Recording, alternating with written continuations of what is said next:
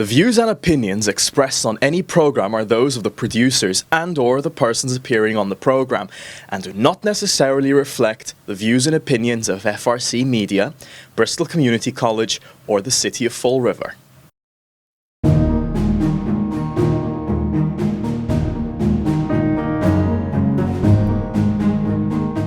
Thank you for joining us today. Keith Tebow from FRC Media. It's been a while since we've checked in with our congressman here in Fall River, Massachusetts 4th District Congressman Jake Auchincloss. It's actually August. They're on a break, and Congressman Auchincloss happens to be in Fall River today, and he's joining us now in our studio. Congressman, thank you for joining me again. Welcome back to our studio in Bristol Community College. I appreciate it. Keith, it's wonderful to be here again.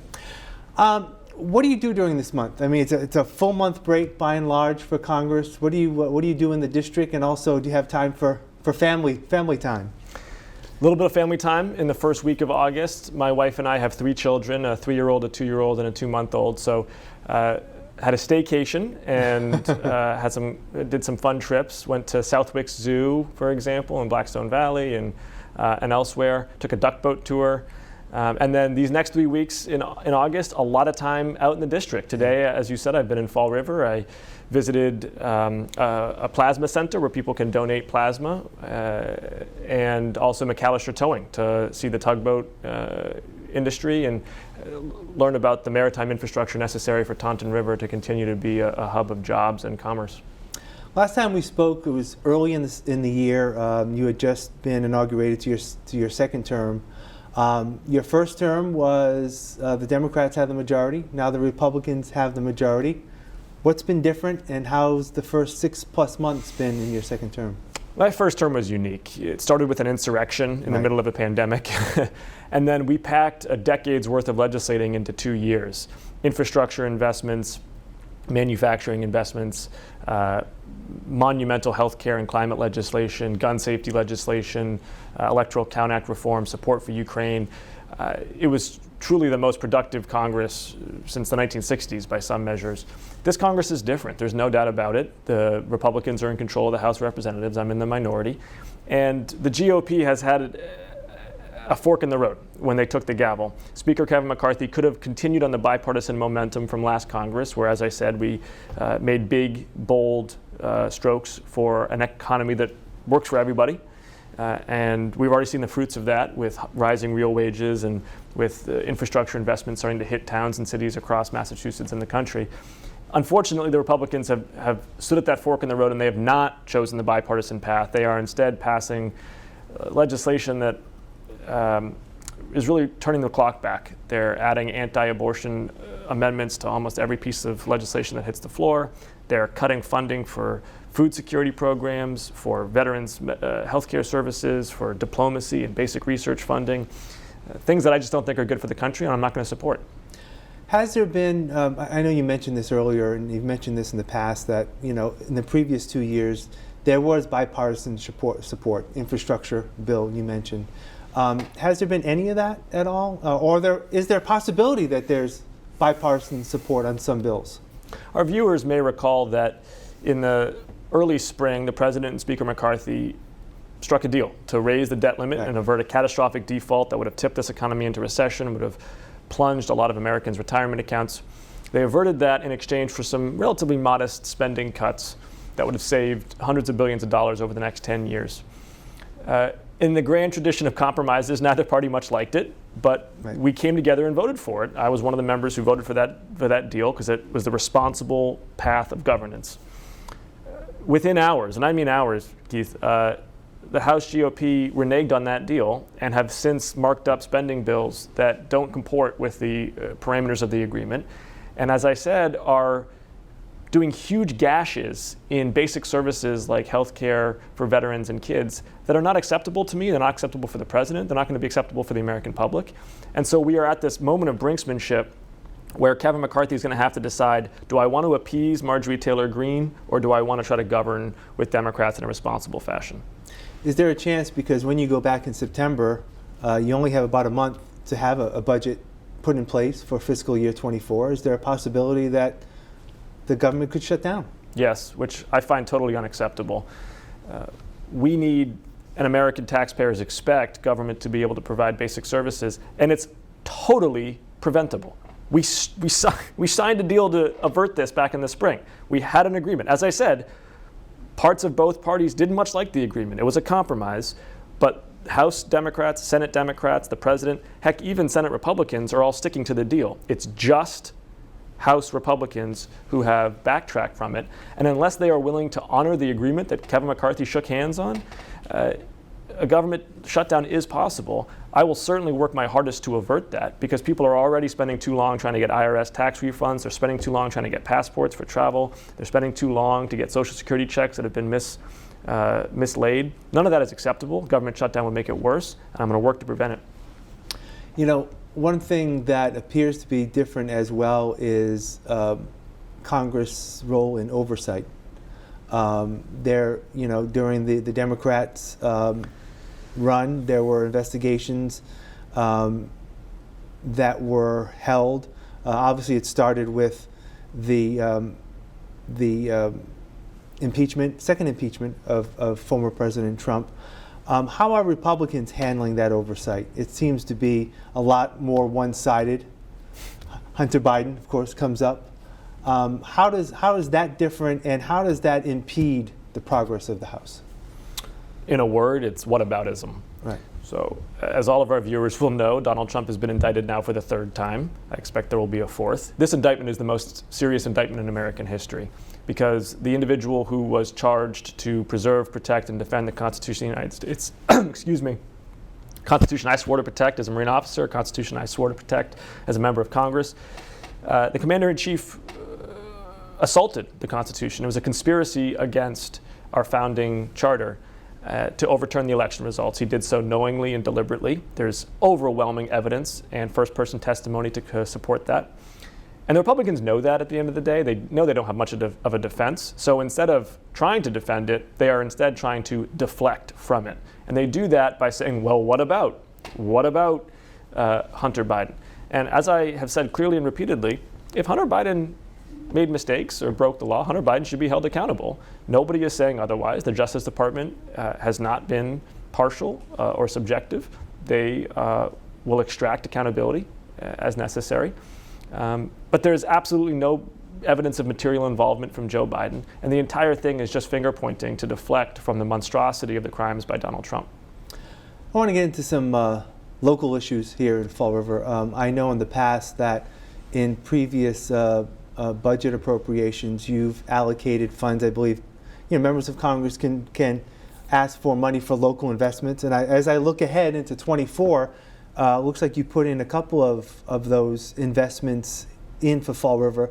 Pleasant Street stabilization plan, which is important here in our Flint neighborhood, and also the Ferry Street sewer pump rehab. Talk about how those will help, and are you hopeful that they'll be successful when the budget is finally approved? It's about infrastructure and economic development. And for these projects, I work very closely with Senator Rodericks, with Representatives Viola and Sylvia, and of course with Mayor Coogan and his administration. And we literally huddle up, federal, state, local, and say, where are the pots of money? Where can we get the most ROI for Fall River's economic development, for public safety, for infrastructure?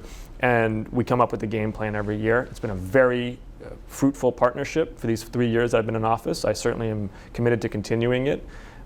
And these projects are what have surfaced from that collaboration. And they're going to unlock economic development for the city of Fall River, and they're also going to help with what I know has been a long-going liability for the city, which is water costs. Water and sewer has been a big issue here in Fall River. Yeah. You were here back in, I believe it was March, for a town hall at Government Center. How do you view those, and how helpful are they to you to help hear directly from the voters who vote you in, and those who may not have voted for you? Right. I mean, constituent conversations are like oxygen for me. I need them. And we use a kaleidoscope of methods to find out what people are thinking. No one method is inviolable, right? I have telephone town halls, I have in-person town halls, we do Zoom roundtables, we do coffees with your congressman during the day. I do mailers where people can fill in surveys. We have an email program. We go on social media. So I want to hear all of it. And I can piece all of that incoming together and try to create a picture of the district. And that helps build my intuition for issues that I face. Because I'll I'll vote on 40, 50 things a week, right? I can't go out there and poll the district on every single one. I have to develop an ability to create a composite of where I think the district's values and priorities are at. The in-person town halls are absolutely critical for that, and I'm always pushing my team to do more and more. We'll certainly be back in Fall River, and it was well attended and a vigorous one. A couple things continually come up. One is mental health and the importance for federal, state, and private sector work on expanding mental health services, both inpatient and outpatient, as well as training and support for mental health professionals. We are seeing really a tidal wave of need there, particularly for children, and government needs to help. Also, drug prices. One of the things we did last Congress that I'm particularly proud of is lower drug prices for Medicare beneficiaries. Probably helped somewhere between 40 to 50,000 constituents in my district alone here in the Massachusetts 4th.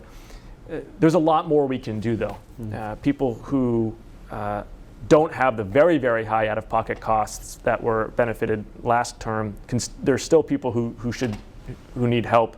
And we have to go after the corporate greed of the drug pricing middlemen that are owned by the insurance companies, who have been raking in huge profits and not passing them on to patients who are taking insulin, patients who need drugs for cancer or for other chronic diseases. You know, in a city like Fall River, blue collar, low educational attainment, a lot has been made over the past year plus about inflation, the impact of inflation, housing costs, of course, rents continue to skyrocket. I believe at the town hall you mentioned that that's sometimes more of a state and local issue, but is there anything that can be done on the federal level in terms of providing some relief? Yes, it's highly complementary, as I said, to state and local issues. Localities have to get their zoning codes right to allow for more multifamily housing and mixed-use development. The state, under Governor Healy, is setting up a fund to help with both low-income and moderate-income housing development. At the federal level, the most important policy lever we have is the Low-Income Housing Tax Credit, LIHTC program. Very successful, long-standing program. I voted to expand it. That did not pass the Senate, unfortunately, but I continue to be a strong proponent of expanding LIHTC because what it does is it works with private sector developers to induce more affordable housing construction. At the end of the day, what we need is to build more affordable housing. About a year and ago, market rate housing, to be clear. Sure. How important will it be? Obviously, there's reconstruction of Route 79, South Coast Rail. We've talked about this for so many years. Yes. Finally going to be here at the end of the year. Will that make a difference in terms of people coming in, maybe more disposable income being spent in Fall River, increasing tax revenue here? Is that all part of it? Certainly, I think the confluence of South Coast Rail, the waterfront redevelopment project, and burgeoning offshore wind industry. These three things, I think, create some tailwinds for economic development for Fall River, for a more vibrant downtown, and as you said, for more purchasing power within the city confines. I just want to follow up with offshore wind. It was on my list. Many of the offshore wind providers who have agreements with the state are sometimes they're looking to renegotiate some of those because of the pricing that has changed. Could that potentially be a negative impact moving forward, or you think some of these? I know again state issue, but is that something you hope that will rectify itself? That will continue to see the investments right over in Somerset and the like? Yes, I am concerned about it. The developers have faced spiking costs, but they also signed contracts that committed them to develop those offshore wind tracks at a certain fee. And so I think both parties are going to have to come together and work out something that makes sense, because we want this offshore wind, but we also are going to respect, and I say we, really the state, as you said, right, need to respect and defend the integrity of the contract and, of course, what ratepayers ultimately pay. I'm a believer in the offshore wind industry. I've been a strong supporter of it in Congress with a number of federal issues that they've faced. I think it's going to be good for Somerset and Fall River and New Bedford and really southeastern Massachusetts in totality. They've had a rough year. I don't think there's any doubt about it. But as inflation continues to fall, I think we're going to see a stronger decade. President Biden earlier this year announced his intention to run for re-election next year.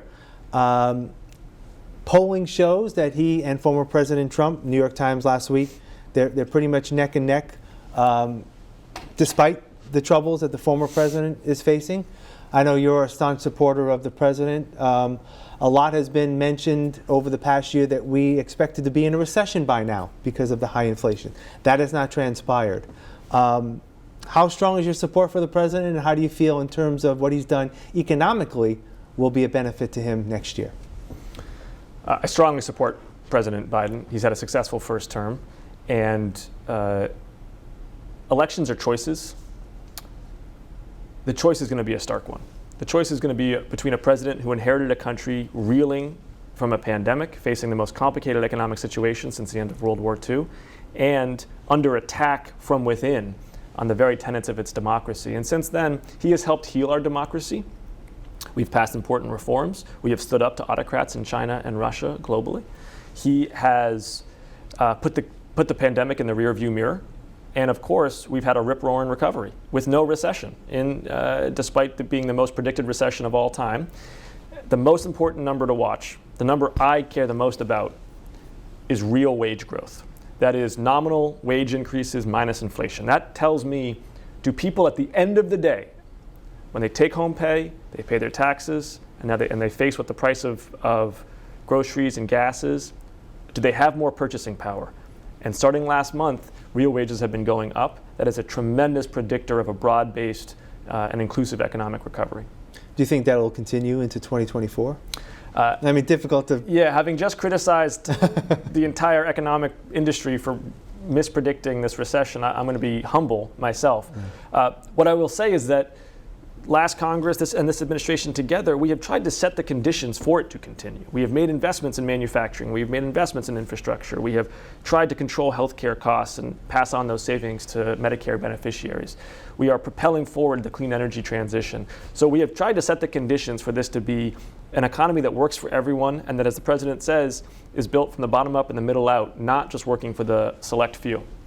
I want to touch a little bit on some foreign policy issues, and one related to defense. You, I believe for the second time, correct me if I'm wrong, voted against the National Defense Authorization Act. Yes. A lot of that has to do with Ukraine. Can you just give us your explanation there? I'm a strong supporter of Ukraine, and what I wanted to see was that Pentagon budget allocate funds towards assisting Ukraine as they fight on the front lines of the free world. Because we need the Pentagon to spend smarter, not bigger. For year after year after year, its budget goes up. It's never passed an audit. It's misplaced billions of dollars. And it's not been a good steward of taxpayer funds. They need to pay for performance, not pay contractors on an hourly basis for hours, not product. And so I've been consistent that while I approach every NDAA with an open mind, I want to see support for Ukraine, and I want to see some healthy belt tightening for the world's biggest bureaucracy, because every bureaucracy I've ever seen can do 10% more with 10% less. And this is a $1 trillion bureaucracy, and they need to spend smarter. At the end of the day, with the anti-abortion provisions tacked on, it was unvotable, frankly, regardless, even of the spending misallocation, because it's an attack on service members' ability to seek reproductive health care, and I'm not going to accept that. You are on the select committee for looking at the strategic competition between the United States and China. What's been happening in that select committee, and how can it impact a state like Massachusetts, or even again, I like to bring things local, even like a city like a Fall River? This committee is charged with long-term craftsmanship of tough and thoughtful policy. This is not trying to do day in, day out oversight or even lawmaking. It's trying to craft a long-term policy agenda that has majorities of both parties on board so that it anchors our orientation to China for the next decade, and it's not blowing in the political breeze. And I think it's gotten off to a strong start in that capacity. We have made concrete recommendations for how to arm Taiwan and pivot our military to the Indo-Pacific to be stronger regarding China and to try to deter an invasion of Taiwan, which would be devastating for, frankly, all three nations, America, China, and Taiwan. And now we're focused on a lot of economic and technological competition. You've mentioned, how does this bring it back home to Massachusetts? One of the key arguments I make on that committee is that the most important questions regarding the economy and technology competition between China and the United States are actually much more about America than they are about China. A lot of my colleagues like to focus on restricting this or levying tariffs on that regarding China. The truth is China is 1.4 billion people. They are a manufacturing behemoth. They are a technological superpower, and they're going to remain so because they are high performing in math and sciences and technology, and they're a massive economy. The United States can win, but only if we double down and invest in what has made us so exceptional over the last 250 years. Funding education for our students, math, science, literacy. Funding basic research in science, which Massachusetts leads the world in. High quality infrastructure, enforcing the rule of law. These are the basics. They're unglamorous, they don't grab headlines, but my focus has been, let's do the basics right. Mm-hmm. Let's double down on our strengths as a nation. Let's invest in our people, and we will win.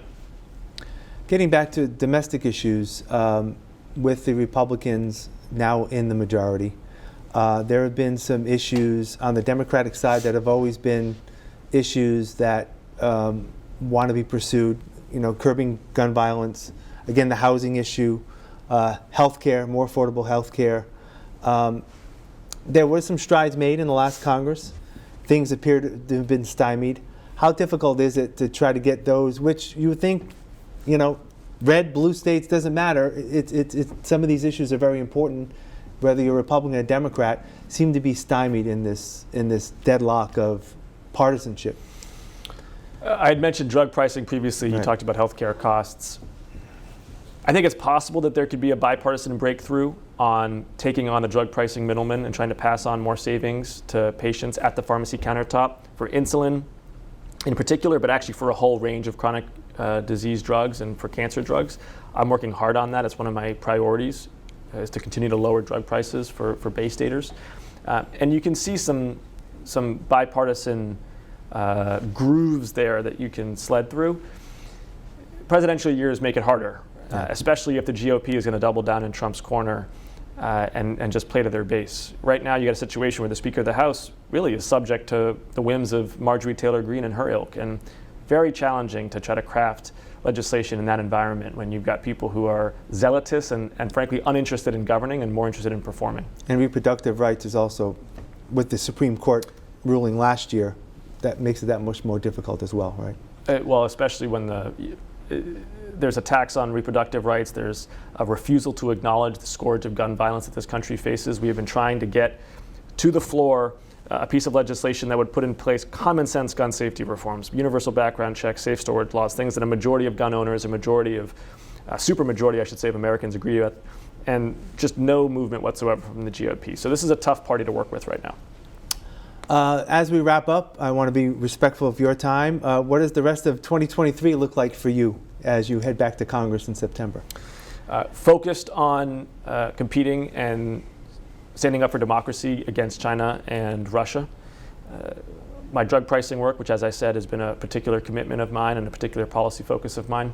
And then making sure that the investments that we made last Congress, infrastructure, energy, manufacturing, that those are benefiting the cities and towns in my district. Right? We passed the money last Congress, but now implementing is a whole separate effort. And there I'm working with state and local officials as well as with the administration to make sure we're packing a punch.